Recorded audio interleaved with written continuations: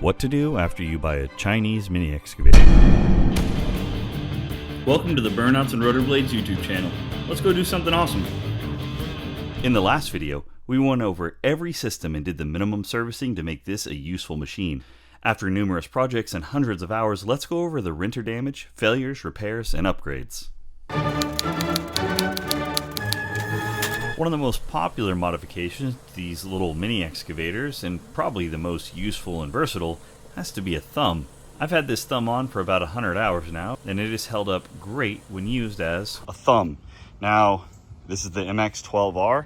I've ordered the thumb that came with a little J-hook because I have this 3 style. I have it torn apart for some other things we'll get to. We're gonna add an oil cooler and stuff. First things first, let's get this mechanical thumb off. Probably could use a little bit of shimming. That one won't go through. I just gotta use a hammer real quick. So we're temp installed right now. I haven't tightened anything down, but I'm noticing that these lines are facing this way and I don't want them to. Just grab it and spin it like that.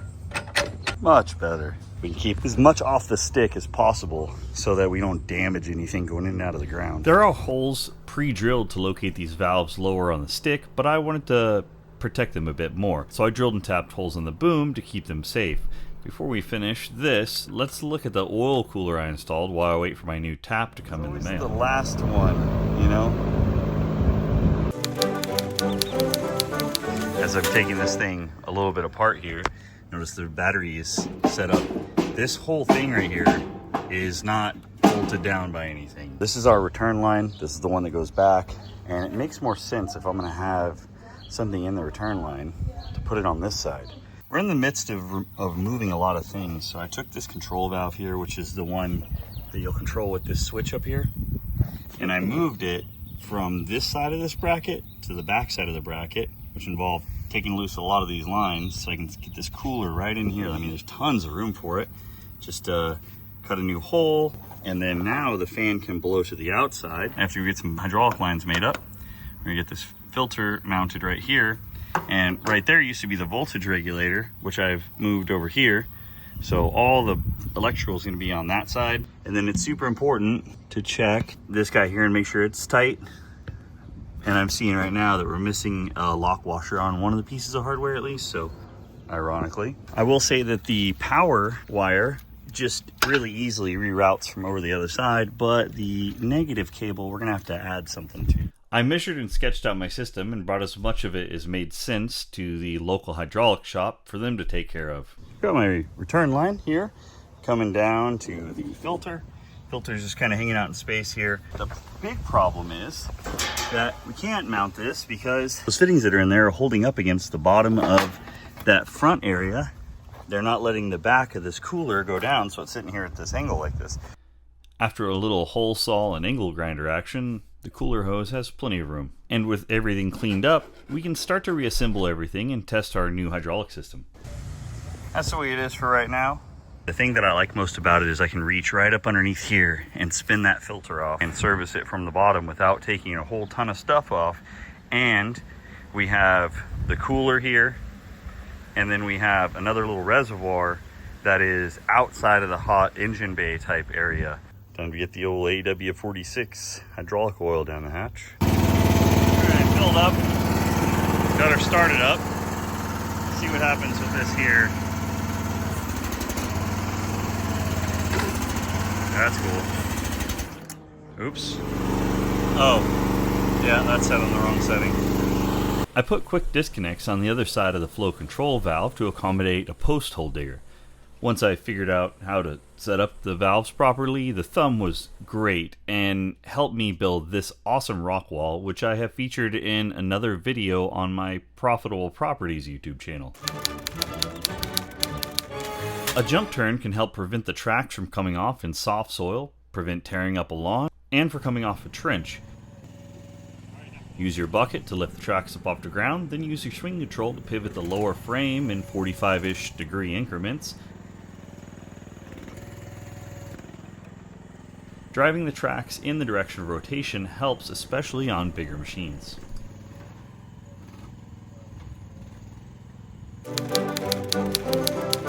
This rental's been a bit rough, and it's not just this armrest. That's not the only problem.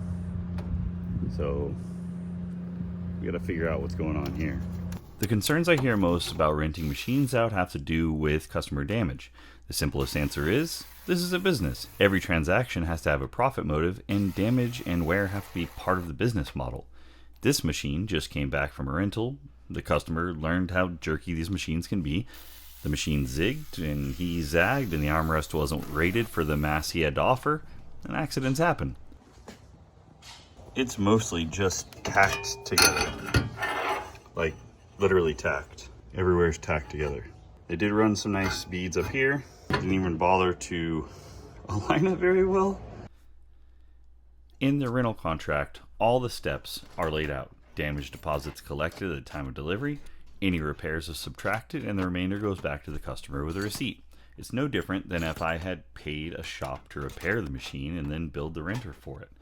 The renter's deposit in this case did cover the damages, and the repairs didn't even take the entire deposit, and that customer has since rented from me again. I think that says a lot for being upfront and honest in this whole process.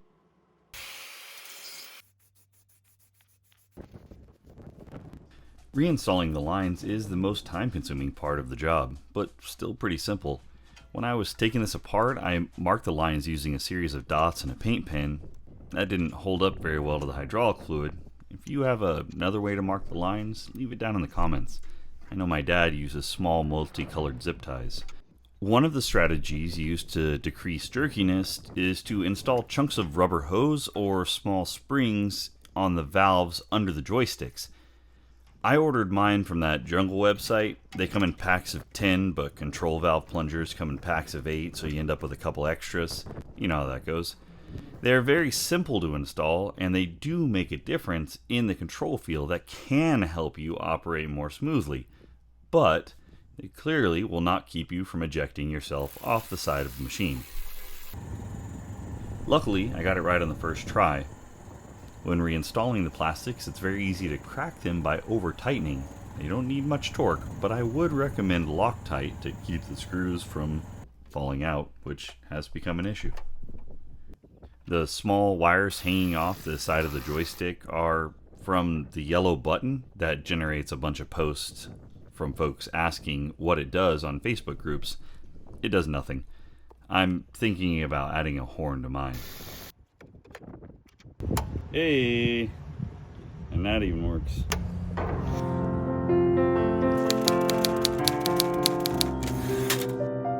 On the same rental, this hydraulic cylinder internally self-disassembled. That's not good. Luckily, it didn't do any internal damage to the cylinder. Now we have to tear it apart and rebuild it to the factory standards. Ironically. That means we need to go get some new tools.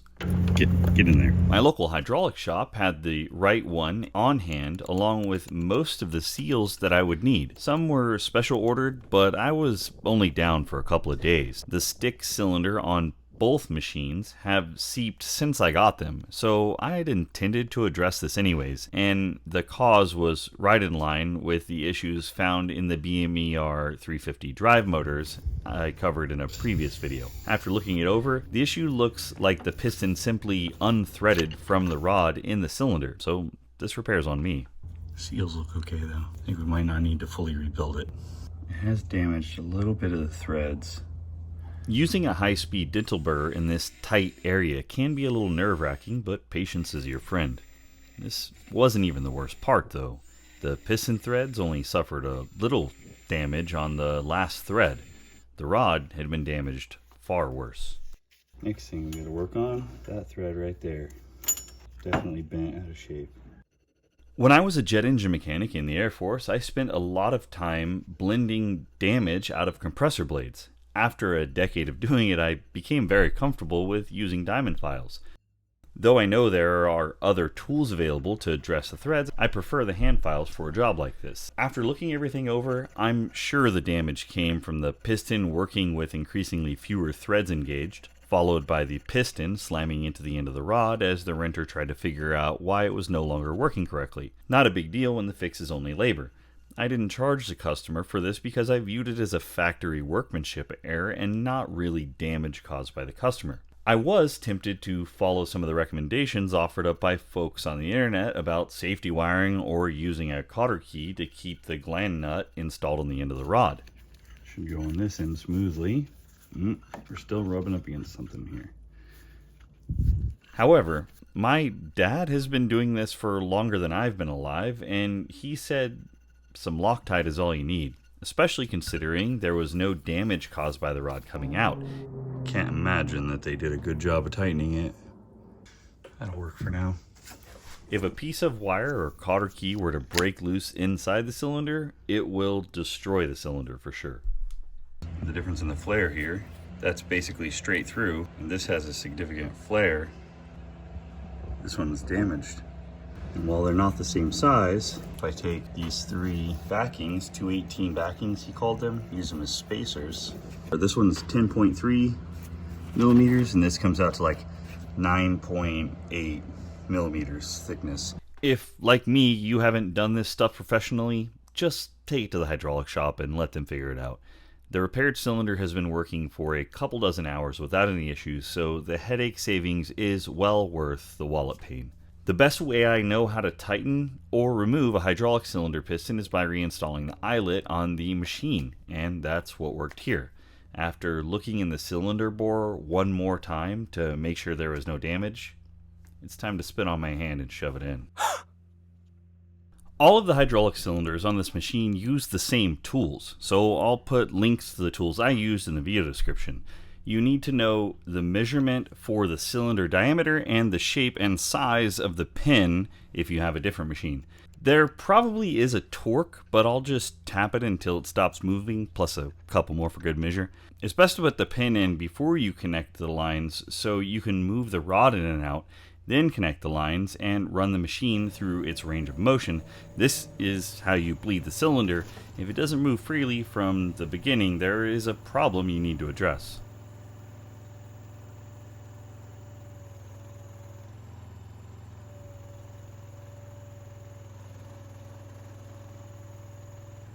Well, hello ladies.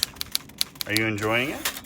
These brackets from Cam Swede at Central Digger Supply are pretty awesome tie downs. These are quality replacements for the factory grease zerks, and easy out is the best way to remove them. If you need to replace your door hinges with some stainless instead of the cheap crap that comes from the factory, the link is down in the description. Lower your hand.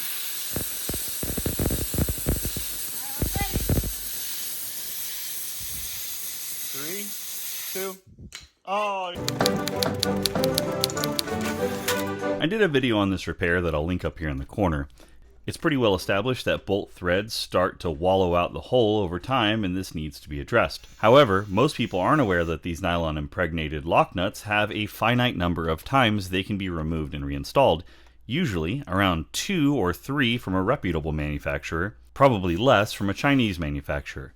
In aviation, nylocks are one-time use unless the locking mechanism meets a minimum prevailing torque, which is about 88 inch-pounds for a 25mm nut. Even you single guys don't have that kind of grip strength. The bottom line is, if you can thread the nut on and off by hand, the locking feature is not working. I don't know who else is tired of this position to get your grease gun into, but this is genuinely upsetting to do. We gotta do something better than this. That just leads us to this really annoying grease zerk in the main boom pin. I ordered this special fitting to make it a little easier, and it worked out amazing. Leave what fix you would like me to cover in the next video down in the comments. If you like the content and want to see more like it, please hit the subscribe button and do the comment/like button thing to keep the computers happy. I appreciate you watching. We'll see you on the next one.